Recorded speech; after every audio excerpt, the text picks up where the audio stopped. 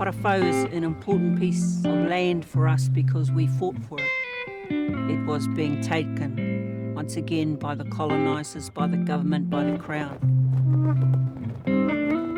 We were basically at war, but not one bullet was shot, not one spear was thrown. I thought I was going to die that day that they evicted us. What can I do? How do I fight this? I fight this with my body, my presence, my waha.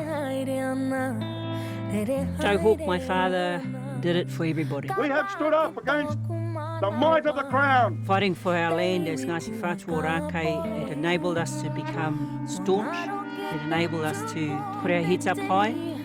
And that's because we can stand on our own tūranga waiwai. When you think about Papa Tuanuku, you think about her wairua. We are not kaitiaki of her.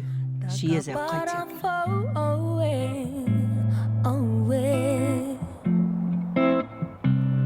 Takaparawhau.